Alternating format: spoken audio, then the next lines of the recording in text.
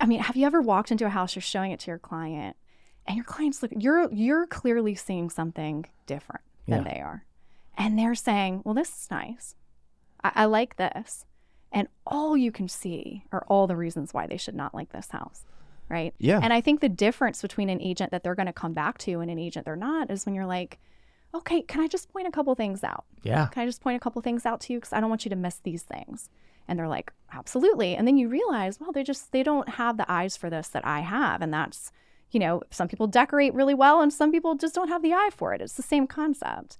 And so if you're the agent that's saying, I just want to point these things out to you, it's amazing how many times they turn around and they're like, now I can't unsee that.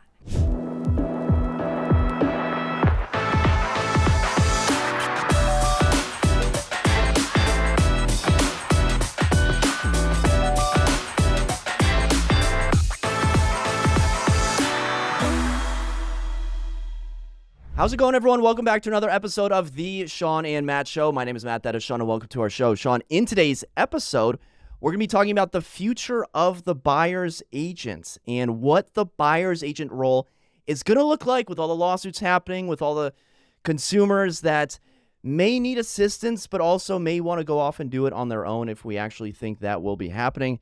And to help us along today, we have a very special guest in studio. I'd like to welcome to the program Diane Schline. Diane, welcome. Thank you. Thanks for having me. So Diane is a real estate agent with Douglas Elliman. She runs the Schline Group. And we actually, all three of us go back to our Century 21 Redwood days. Shawn, you have more of a business relationship with Diane.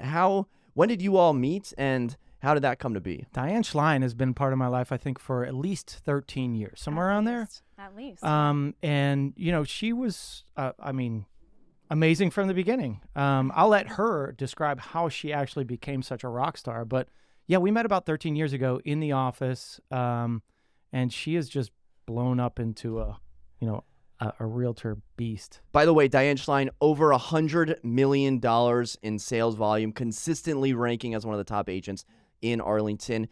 But Diane, I heard that you started at the front desk of Century 21 Redwood. And to me, that's just the coolest story of, just starting off on the ground level, learning all about the business, all about the people that call and that walk in, and so many years, X number of years later, now you have this booming, thriving, incredible business selling top properties in Arlington where people are coming to you. So why don't you turn back the clock?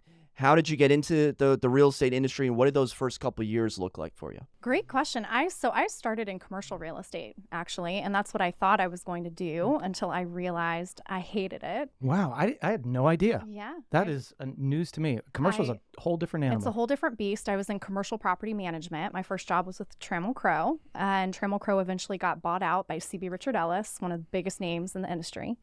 And in the transition, a lot of people that I had made connections with within Trammell Crow got let go. I mean, you can't hold two people at high-ranking positions. You got to let go of somebody. So you're letting go of the company you acquired, essentially. I felt like the writing was on the wall that I needed to get out. And I, as random as it is, found a Craigslist ad, of all things, if that shows how young and naive I was. And it was for a front desk job in a real estate office. And I thought, why not? Why not? I don't like my job. I'm young. Honestly, you don't have the fear when you're young that you develop when you're older and you feel like you have liabilities, quite honestly. I didn't have anything. And so I went in for the interview on a whim. As it turned out, they had gotten 100 applications. My name happened to be identical to the name of the owner's first client. So when he saw my email, he thought I was her.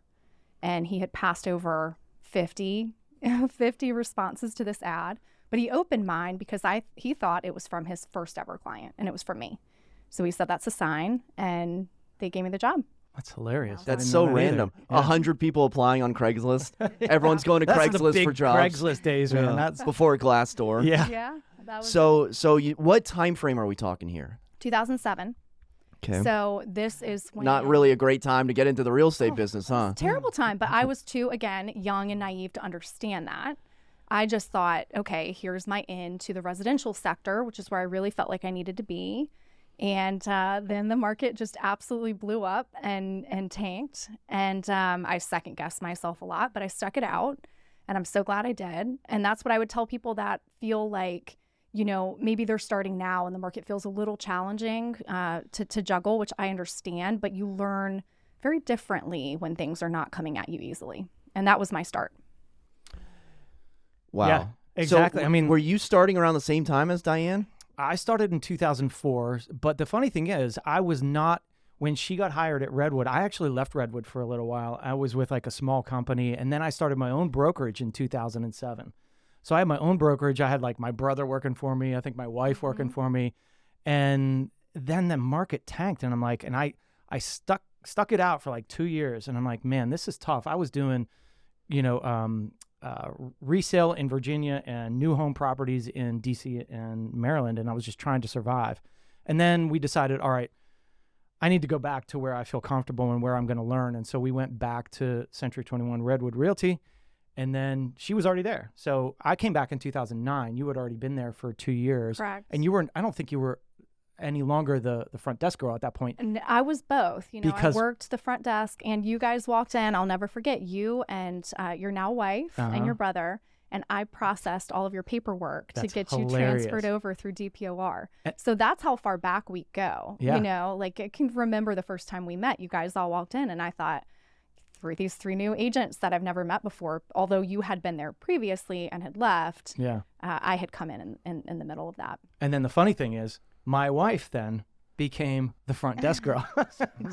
Goes for full circle. Full circle there. So when did things change from processing Shawn's DPOR paperwork to having this, essentially business? Because for me, geez, it took me like 7 years until I was like comfortable where I was like, okay, this actually feels like a business to me. Yeah, great question. And this is something that I think comes up a lot inside the realtor community. We see things posted on forums where younger agents are saying, what do I do? I've been in the industry for 6 months. I don't feel like I'm selling. The reality is a lot of the answer to that, so much of the time, the answer to that is join a team. And that was essentially what I did. I ended up going to the owners of the company and saying, I can't do this front desk job anymore. Let me also point out, I worked almost 7 days a week, and I had to be in the office at 9, 10 o'clock in the morning and work until 5. That included Saturdays and Sundays.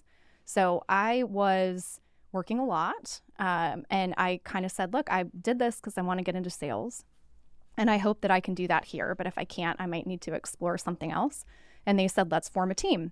And so we formed what we called the Metro Arlington sales team with myself and 2 of the owners, and they would bring me along on appointments. And, more or less, I was their errand girl, but I got to sit in on listing appointments. I got to go on buyer presentations. I started showing homes. I was doing a lot of the back end work that in all reality, that's some of the hardest stuff to learn. So that was how it started for me. We did that for several years until I had access to so many transactions. I decided to go out on my own. Yeah, you were Alexander Hamilton. You were in the room where it happens. That's what you got to be. You got to. I mean, who cares if you're the errand girl if you're going on errands for $1.5 million townhouses in Roslyn? That's right. Yeah. Well, and the thing about her is like she took that opportunity. She was smart to take that opportunity with guys that were doing really well in Arlington, and then learn from it. But I mean, the thing about Diane is she's super smart. She's an amazing agent, and she's taking that opportunity into a multi-million-dollar per year, sales team. So from the Metro Arlington team, how did you transition from that until kind of going off on your own and being your own, Diane Schline group? So I started to feel like what was happening for me in my business was I was starting to get a lot of referrals and a lot of repeat clients. And it was becoming more difficult for me to justify doing that and simultaneously taking on business where, my pay was significantly less, quite honestly, because that's a team structure. And they understood it wasn't as if I left the team and left the company. I simply left the team and stayed with the company and did my own thing. And that was really to this day is how my business has grown. It has been exclusively warm referrals and past clients. And those are so important to me as an agent. They require a lot of nurturing because you don't want somebody to be disappointed, and you certainly don't want the person that referred you to feel like they shouldn't have. So it's been like that ever since, really. Do you ever go to these real estate seminars where the person on the panel is talking about how they spend $20,000 a month on Zillow leads, and you're just in the back room like trying to respond to all these people that are referring you business? I mean, what are your thoughts when you hear another agent say that they spend $5,000, $10,000, $20,000 on leads per month? The truth is, first of all, one of the best parts about this industry is there's no one way to do it. And it's why it works well for a lot of different personality types. You might have a personality type that meshes very well with your clientele. Well, your clientele might be very different personality-wise than somebody else's clientele, right? So I could say the same thing for how I've grown my business. The first thing I think, quite honestly, is I should have been doing both. And I still think about that sometimes. I feel like an old dog sometimes, like I can't learn new tricks. I have 3 kids. I have another aspect to my life that bogs me down.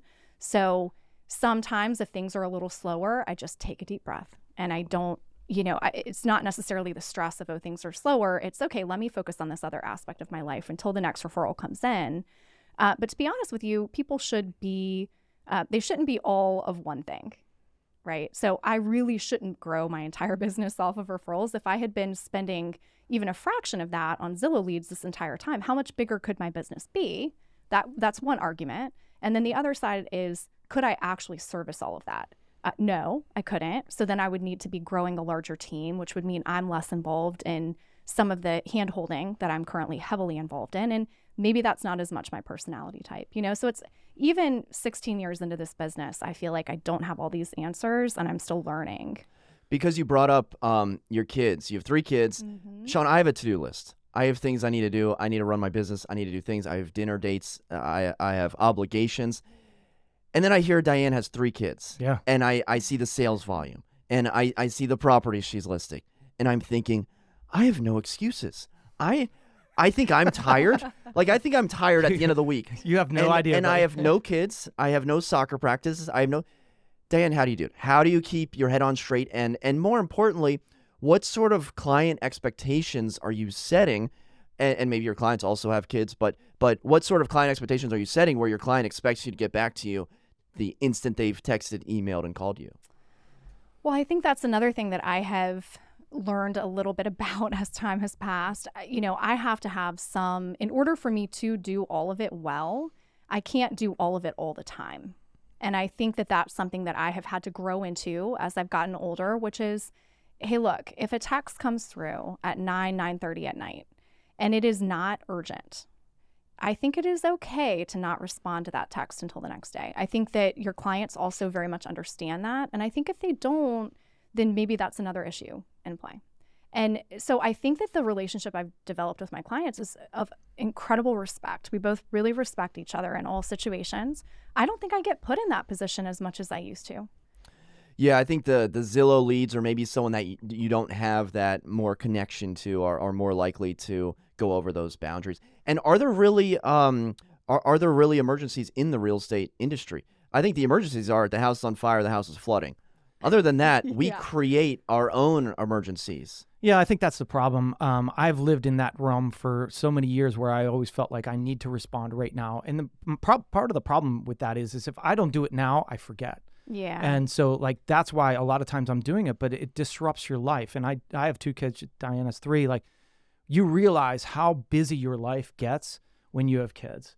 And like, you don't want to be at practice watching your kids and responding or on the phone. It's annoying. So I try not to do that too, but it's like business, it's going to interrupt you. And so it's really hard to stay focused. And I'm still learning that. I still don't know how exactly to go around life without being interrupted over and over. And I would say the only thing that would pressure me into answering something like right away would be a contract problem or a contract dispute, or if I'm trying to get an offer in or trying to win an offer and I need to make a call to get that offer or to make a change in the offer. That's something that I'm jumping on.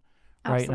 And I think she's the same way, but man, it's hard to navigate this. And once your kid's born, you're like, all right, man, I have to change things, but it's hard to do it. You just got to do it on the fly, so. You do. And I think that the other thing that happens just organically, the connection point that you have, or maybe rather that your client has with you when you both have children, it is deeper. my empathy for things that are going on in my client's life is very different now because I have 3 children. So if they have children, I get it. I understand. I get there's nap schedules and let's not look at houses then. And I understand that I need to plan time for you guys to eat lunch if we're looking at 5 houses in the middle of the day. Your kids are going to get hungry. And so I think that without them having to ask me to do that, I do it naturally.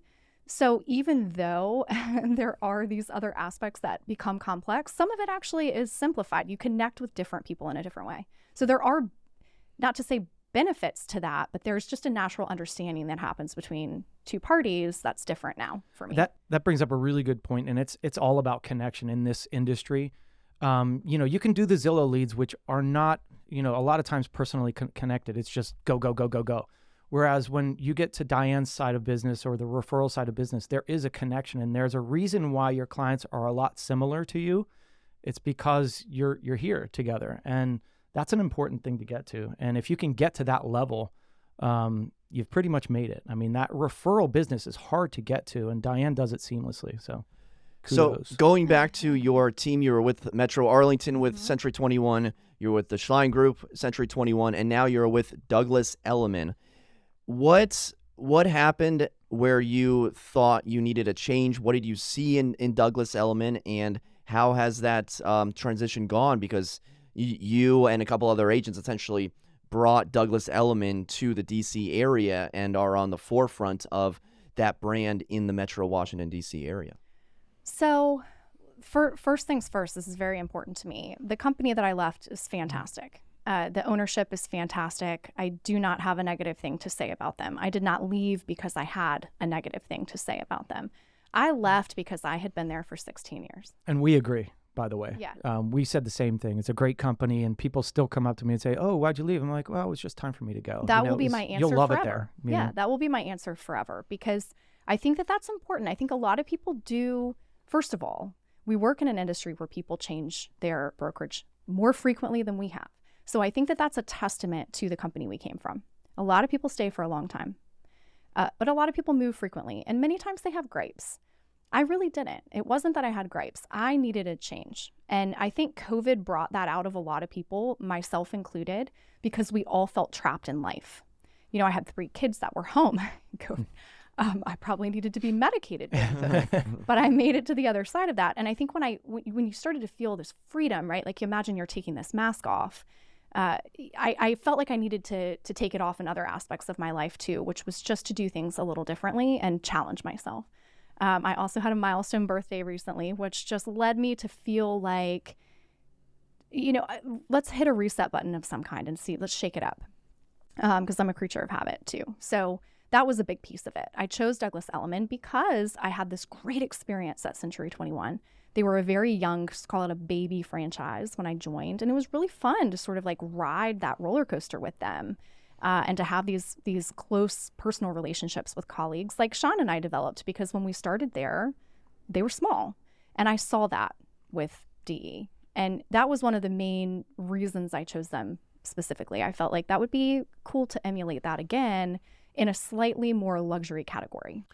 I know Douglas Elliman well just because of New York City real estate, following it on social media and, these other markets, LA, Miami.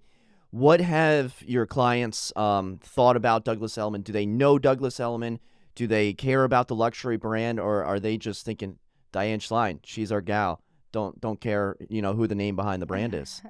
So for me personally, I do think it's been a lot more, you changed companies.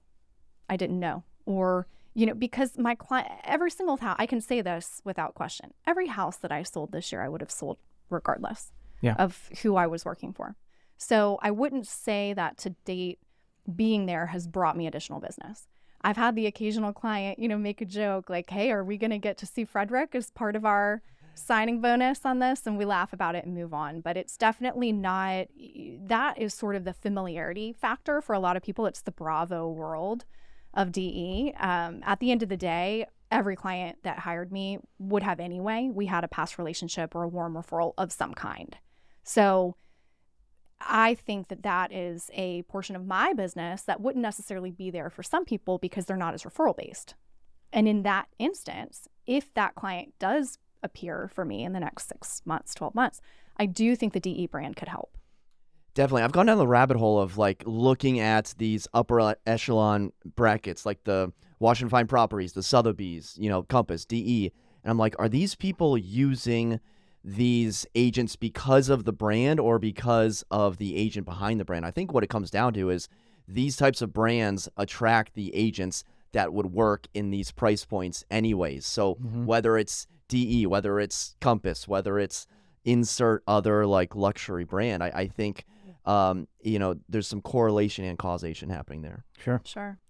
Well, you had mentioned some of your clients. What is that breakdown between like buyers and sellers for you? I'm pretty 50-50 right now. It's not even something that I actively track, but every now and again you catch a glimpse at whatever your average sales price is or however your numbers fell for that given year.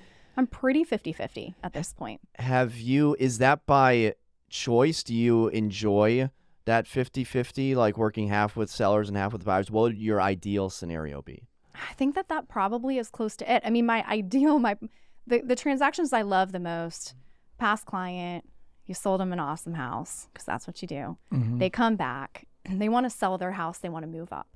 Nothing is better than that, because number one, I am very passionate about selling the right property. And I mean that in a right for them property. I'm not going to talk them into or out of anything. But I am going to point out if I think that the lifetime cost of this house is going to be higher than another because of factors like a roof that's about to go bad or looks like that basement might be a little leaky, right? So hopefully when they're coming back to me, there has been some enjoyment of this house over time for things that we identified upfront. So now you imagine they're up $150,000, they're sitting pretty, they're going to roll that equity into their next house. You're kind of double ending this transaction because you just have one relationship with one set of clients, but two sales are going to result in that. And it might take a long time. I mean, you might be working together for a year or more, but you're already friendly. Yeah. You already know each other. You've already taken them across the closing line on something before, right? So those are really my favorite, which is naturally that 50-50 split. Right. The buyer's going to buy that house and they're going to use you to do it. And if you see something that you think, oh man, in a couple of years, this is really going to come back to bite them, you better say it now, because it really doesn't matter if they close on the house this month, next month, the 3 months from now, if it's a different house, because you want them to be in the right house, not just be in the house so you can get the commission to go, wherever you want to go. Yeah, and that's Right. what a lot of this business, and don't want to speak badly about anybody, but there are agents out there that are just about the money and they're just about the transaction, and that's all they think about. They don't think about the nurture. They don't think about a lot of stuff that goes into this, and being upfront and telling people, hey, this is a problem and what this is going to cost, and you should think about this. Are you sure you want this house? That's the thing about an experienced agent like this. They'll say, I don't think you should buy this. Where when you're pressed for money as a younger agent, you might be like, I just need them to buy something, So you don't want to pressure your clients into that, because then it never ends well. And she's a testament to that. And for a question, not to interrupt you, but Yeah. I'm sure it's the same for you guys. This is where I feel like we probably align. Have you ever walked into a house, you're showing it to your client, and your client's looking, you're clearly seeing something different than they are. And they're saying, well, this is nice. I like this. And all you can see are all the reasons why they should not like this house, right? Yeah. And I think the difference between an agent that they're going to come back to and an agent they're not is when you're like, okay, can I just point a couple things out? Yeah. Can I just point a couple things out to you? Because I don't want you to miss these things. And they're like, absolutely. And then you realize, well, they don't have the eyes for this that I have. And that's, some people decorate really well and some people just don't have the eye for it. It's the same concept. And so if you're the agent that's saying, I just want to point these things out to you, it's amazing how many times they turn around and they're like, now I can't unsee that. Yeah. Yes. And not exactly. not only that, but I've mentioned things like that in the past too, where I'm like, all right, you realize you're on a main road or you're close to a main road, or do you mind this noise? And some people are like, yeah, I can't stand it now that you mention it. And some other people are like, you know what? I don't care. I lived in the city. This doesn't bother me. I just want an affordable house. And they go with it. So, but the thing is, you've mentioned it, right? And you've already said it. And so you feel good with the outcome of how they respond. Yeah, so if they're okay with it, they're okay with it. You're educating them on Yeah. everything you're saying. Hey, you don't mind the busy street? That's great. You're going to spend less on the house, chances are. But what's important is you should spend less on the house because you will also sell it for less later. So as long as you're okay with that, and we have had this conversation, we're good. I'm not trying to talk you into or out of, but I need you educated on that. And not only that, you have to, so if things go well, you're going to sell that house in the next coming years. And so you need to tell them now what is going to pull their property value down or why it's going to take a little bit longer up front when they're buying it, so that you do get that sale in the future. And, you know, you've already said what That's you needed right. to say then. So. Yeah. So specifically with these buyer clients you're working with, have you been following the buyer agent lawsuits, commissions, things like that? NAR just announced that it's no longer mandatory for sellers to require a buyer agent's commission, which is a stance that they had dug their heels in very hard for many years. They have now reversed their stance on that. What are your thoughts on kind of the buyer's agent commission and where you see the future of the buyer's agent going, where, you know, some people will tell you that they want to do an hourly buyer's agent. Other people will say, hey, I don't need a buyer's agent, where other savvy home buyers are like, yes, I, definitely see the value of a buyer's agent and need representation. It's a complicated issue. It's a very complicated issue. And I think there are a number of reasons why. One is that change is hard. And this is how we've done it. This is how it's been. And this is how the industry standard has sort of functioned. For a long time, it isn't. So one of the things that I will say that, when you read all this stuff online, if you're not on the inside of any industry, you're really a layman, and that's normal. You can't know the inner workings of that. But so many of the articles that I've read specifically reference things like 6% commission. Right. Right. When's the last time? Many years ago. Many years ago. So there is some misrepresentation into the world of the general public when you really read up on this, where you're thinking, man, if I didn't know better, I wouldn't know better. I would read that and think that does sound inflated. That does seem wrong. As somebody that works in the industry, has for a long time, and also has what I would consider an incredibly transparent approach to what I do, I talk really deeply. I always have with my sellers. Hey, look, this is the brokerage fee that ultimately needs to be paid to the listing side. You don't have to pay this to the buyer side. You don't have to pay 2.5, but let's discuss that. And I think that's a big piece of it, right? It's the transparency. And I think the argument that caused all of this in the first place was perhaps a lack of that. Perhaps a lack of transparency. You also ultimately have what has led to all of this, and sorry to go sort of like not directly answer the question, but I think there's a lot of background involved here, because the lawsuit that initially started all of this was somebody sort of upset over what they had done. But they did it, right? They were upset over what they had done. They were upset. Now, you sign a listing agreement, you know what you're signing. They had agreed to pay a set compensation to whoever brought the buyer, but ultimately then felt that when that buyer agent negotiated the cost of that house down, why are they now paying this person, right? I understand the upset, but you also then didn't need to sign the contract. So there have been 2 contracts now signed in this instance, one being a listing agreement, one being a sales contract. And at the very end of all of that, despite the house having sold, he sued. So maybe that is a lack of transparency. So I think that is an issue just to begin with, right? We need to make sure all of this is very transparent. Well, you have buyers agents that are saying that their services are free, up until like last year. I saw agents on social media saying, hey, why should you use me? I'm free. That's the big problem. I think, we as agents that have grown up together in this industry and learned the right way of doing things still do it the right way. And we approach it where we're disclosing everything possible. But there are agents out there, and I run into them all the time, where, you can tell that they're maybe not being as clear, or they're not. I've taken listings after a listing didn't sell, and I go through the contract with them, and they had never gone through the contract before. They just signed something blanketedly. And, a lot of people don't read in depth or don't ask the questions. And instead, what I do is I go through that agreement first, like she does, page by page, paragraph by paragraph. Doesn't matter if it's a buyer or seller. And I want to make sure that they understand it. And I think that there's a lot of that doesn't go on, especially with maybe some of the younger agents that really don't know what they're doing.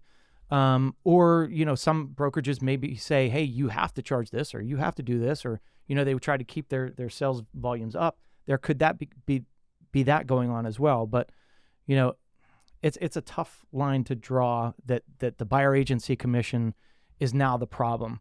Let's put it this way. How many people, when you've gone to a listing appointment, have said, I don't want to pay a buyer agent commission? It hasn't really come up. Yeah. It's just been, what's your commission? Right. I'll go like 5%. They said, that's way too high. I thought it was 2.5%. I'm like, well, wait a second. Yeah, it is. And then we pay out 2.5. They're like, oh, yeah, that's fine. Yeah, that's what a lot of people think. They're like, oh, wait a second. Wait, your whole commission is 5 or 6 or whatever it is? Yeah, that's it. Well, I thought, okay, well, so they're misinformed. A lot of these people, I could have signed an agreement at 5% for myself and then 2.5 you know what I mean? They didn't know, but I'm an honest person and this is what I charge, and I'm like, no. And so I think there is a lot of misinformation out there. Well, Shawn's whole thing is like, all right, we're being transparent. This is how much we make. Why don't other people open up their books and show how much they make and what the markup is on their service? I went to the dermatologist yesterday, and it was like it was like 120 for like the hour. But I'm not about to ask them, hey, can I have an itemized breakdown of all these drugs, what it cost you to get the drug, and what the upcharge was, and how much the doctor is making, and then how much the facility is making on top of that. Yeah, and I think, the thing is, we as agents don't go through and say, all right, I'm going to pay this much for the photography and this much for the 3D and this much for the video and then the marketing and everything else. We also don't disclose how much we pay in gas and how much our car payment is and how much time that takes us to get a buyer in. And you and I, we all know that we've spent months, if not years, in some instances, taking buyers around to see properties. This stuff takes time and they want to see it now, and we work all day. And then when people get home from work, they're like, hey, can we see this house? And at 7:00 at night, you're going to show houses. And so there's a side of this that people don't understand, that we get paid because our lives are interrupted a lot of times. And if you want to do this, you have to take this all on and say, oh, well, all right, are you willing to answer the phone at 9:00 at night? Are you willing to keep working the whole way after you've just worked an 8-hour day? Now go show properties. Are you willing to work over the weekends? These are the reasons the agents get paid. And we do this. We're a special breed of people, honestly. And like, this takes a lot of guts. It takes a lot of energy, a lot of time, and it takes away from your personal life. Frequently. And I think that if we just go back to the bare bones aspect of this, and let's just say we extrapolate the buyer's agent commission from being paid for by a seller. Okay. So we're back at a reset now. The seller pays who they hire. They do not pay the buyer's agent. So now you have all the questions of, well, do you have a buyer's agent? If you do, how does the buyer's agent get paid? What does the buyer's agent get paid, et cetera? Does the listing agent now still agree to do it for the same amount they would have before? Because they are really putting themselves in the line of fire here, right? I do not do dual representation. I'm personally a big believer in that. I do not. I sign my listing agreements to not do that. And what that ultimately means for somebody that, again, maybe more on the layman side, is that I am not in any circumstance going to represent the seller and the buyer in the exact same transaction where I can advise both parties, right? I'm devoting myself to the party I'm signing on with. Well, I'm also, though, expecting the buyer to come in, theoretically, with the buyer's agent, right? And then agents work together to create a professional atmosphere and transaction. If that is cut out, and I am potentially now dealing directly with a buyer, is the cost of that listing going to be higher for the seller anyway? Yeah, because you're putting yourself at risk now. Are you going to do a ministerial act and write that contract for them? Are you going to let them in the property to do their home inspection? That's right. Now, this all brings about how buyer agency came about, right? So before I was in the business, there was something called sub-agency. And sub-agency was everybody was working for the seller, okay? So it didn't matter. All right, back in the day, we'll just call it a 6%, 6 apples, whatever, right? That was what was being paid out on that listing. If somebody had a buyer, they brought them to the thing and they said, all right, seller, we're now working for you for this buyer, but there was no buyer representation. So what did they do? They said, well, this isn't fair to the buyer. This isn't fair to the consumer. We need to have these people represented. So honestly, like, I can tell you how many times I've done sub-agency, and that is 0, right? Because there's buyer agency. So why do you need sub-agency? But what this brings about is, does sub-agency come back now? Because what happens is, all right, now the listing isn't paying out a buyer agency fee because it's not allowed, right? Now the buyer has to pay their own agent. And there's going to be people out there that say, I don't want to. All right, well, what is against it for me to say, all right, well, I will put a sub-agency payment out. Instead of a buyer agency, I'll put a sub-agency agreement. Mm-hmm. And now an agent that comes in with a buyer that doesn't sign an agreement because that buyer's not going to pay them, they come in under a sub-agency and they just write the paperwork and stuff for that person. So it's like eggs going in different directions, right? And so you can see how that this can conform back to the way that business used to be done, where all of a sudden now buyers aren't being represented to the way that they should be represented. And now you're going to see lawsuits again because of that, right? So there's a real fine line that we run about representation, representing our clients and getting paid for what we do. And so, I mean, the buyer agency, I hope it doesn't go away. But I think it's anybody's guess at this point. I think the pressure definitely is there. For sure. The lawsuits are there and everything's pushing it down. It looks like it's going to be changed significantly over the course of 5-10 years. We're not quite sure what that's going to look like. I haven't heard that before about the listing side costs going up because of there's no buyer agent on the other side, There's and more the unknown. listing agent has to do essentially more work. So wouldn't it cost more? So that was a really good point. Let us know in the comment section down below what you think about the buyer agency in the future. We can have this roundtable discussion for way longer, and this has been really good. But let's move on now to a segment we like to call In or Out. Okay. Diane, this is In or Out on a house in the United States, around the world, wherever. If you were in the market, would you be interested in a house like this? We're going to go to Big Sur. If you look up on the big screen, we have Taksung Big Sur, a temple of a home at the very epicenter of Temple of Nature, which is Big Sur. It is listed for sale for $25 million. It is 3,600 square feet, 2 bedrooms, 2 full bathrooms. It is inspired by the monastery high in the Himalayas of Bhutan and later extensively renovated by Big Sur architect Mickey Muning. This home is glass, stone, wood, and concrete on 9.5 acres, and it's perfectly situated for the jaw-dropping views of up and down Big Sur's most dramatic and beautiful stretch of coastline. Diane, Big Sur, $25 million, 3,600 square feet, 2 beds, 2 full baths. Are you in or are you out? I am in. You're is in. Anyone going to be out on that? I mean, if I have $25 million to burn, give it to me. I will live there. You want to be on the big. Yes. So you don't get a little the heebie-jeebies staring off that cliff? No, and I'm scared of heights. But Really? in that photo, it looks fantastic, and I'll take it. Yeah. Yeah. Shawn, I think, Shawn, no water access. now that she said who would be No against water this, access. who would not buy this, I Wow. have to buy it, Matt. Like, there's no way I'm saying I'm not buying this. Sold you on But it. honestly, I was in from the moment that first picture. Yeah, it's up on the hill, but that's what makes it cool. It's overlooking. Have you ever been to Big Sur? No. It's awesome. It's 2 bedrooms. It's 2 bedrooms, but like, when are you gonna? It doesn't matter. I think the person that's buying this is buying it for the view and the fact that it's built on the side of a mountain. You're looking straight out your window right into the beach. I mean, that's insane. Now, my only problem would be, how do I get down to that beach? Because I want to enjoy it. But this is amazing. There's no way you should pass this up. Oh, those pillars that are holding it up too? Possibly. See, Matt doesn't disclose all of the things about these properties until Well, after we purchase them. Let me show you the inspiration in Bhutan. Oh, wow. Like, look at that. You go back and Yeah. forth, and that's literally Wow. Now that's the inspiration. that's That is the amazing. inspiration. Now, to be clear, I would hire a buyer's agent. Yeah, there you and go. Pay them to negotiate that down. So That's There right. you go. So Very I smart. had a little more time to think about this one. Originally, I was out, but I am now back in once I saw more of the interior spots. The big cliffhanger for me, pun intended, was the water access. And I thought, all right, well, would I want to go in the water? Would I want to swim in the Pacific Ocean? You know what's in the Pacific Ocean? Sharks. You know where I'm not going to go swimming? The Pacific Ocean. My buddy tried to teach me how to surf in San Diego. The swells are just pounding me over and over again. Yeah, I'm definitely in on this. There's whales that you can see.